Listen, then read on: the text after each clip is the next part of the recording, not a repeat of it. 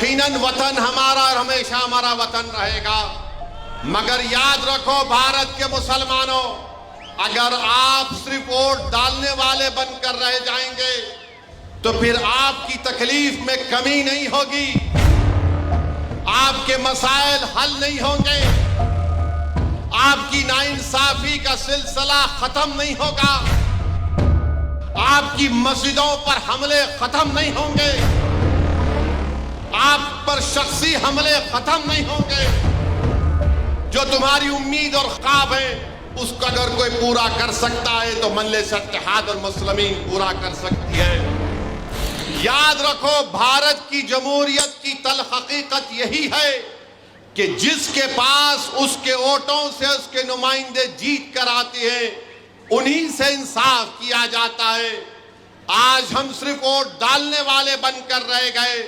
हम सेकुलरिज्म जिंदाबाद के नारे तो लगाते हैं, हम किसी को वोट डालकर उसके गले में फूल का हार पहना देते हैं और दिल में ये उम्मीद करते हैं कि ये मेरी तकलीफ को महसूस करेगा, ये पार्लियामेंट और असेंबली में मेरी आवाज बनेगा।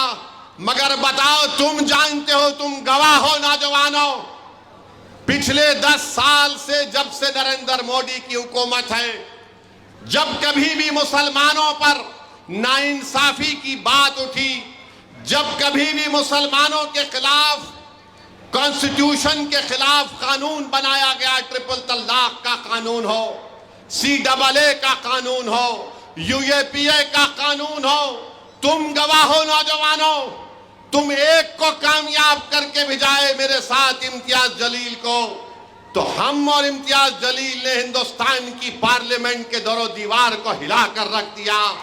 हमने बता दिया कि गरीब और मजलूम मिल्लत ने हमको वोट डालकर कामयाब किया। हम उनके वोटों से जीत कर आए हैं और हमारी जिम्मेदारी है कि हम नाइंसाफी के खिलाफ आवाज बुलंद करें। जहां पर मुसलमानों के खिलाफ अगर कोई कानून बनता था तो मजलिस इत्तेहादुल मुस्लिमीन आवाज बुलंद करती थी। जहां पर गरीब, चाहे वो गरीब हिंदू हो, दलित हो, आदिवासी हो, अगर कोई कानून बनता तो मजलिस ने उसके खिलाफ आवाज उठाई। रिजर्वेशन का मसला आया, कैटेगराइजेशन का मसला आया, मजलिस ने कहा कि हमको काबिल कबूल नहीं है सुप्रीम कोर्ट का फैसला। मगर याद रखो नौजवानों, तुम्हारी आंखों से देख रहे हो कि 2014 से क्या हो रहा है।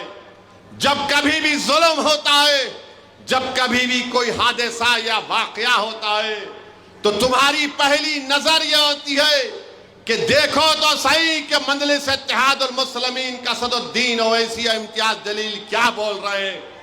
तुम ये नहीं देखते कि कोई दूसरी पार्टी का शख्स क्या कहने वाला है, क्योंकि तुम जानते हो कि तुम्हारे दिलों में जो छुपे हुए गम हैं, तुम जानते हो कि तुम्हारे दिलो दिमाग में जो तुम्हारी उम्मीद और ख्वाब हैं, उसको अगर कोई पूरा कर सकता है तो मजलिस इत्तेहादुल मुस्लिमीन पूरा कर सकती है। तुम जानते हो कि भारत की पार्लियामेंट में अमित शाह, नरेंद्र मोदी और RSS की आंखों में आंखें डाल कर अगर कोई इंसाफ की बात कर सकता है तो उसका नाम मजलिस इत्तेहादुल मुस्लिमीन है। मेरे अजीज दोस्तों और बुजुर्गों, मगर याद रखो, तुम्हारे ये जज्बाती नारों से हमारी क़यादत नहीं बन जाएगी। तुम्हारे ये नारों से तुम्हारे MLA या तुम्हारे कॉर्पोरेटर नहीं जीत जाएंगे। वोट डालना पड़ेगा नौजवानों, मेरे बुजुर्गों, मेरी इज्जतदार माँ और बहनों, आपको अपने वोट का इस्तेमाल करना पड़ेगा।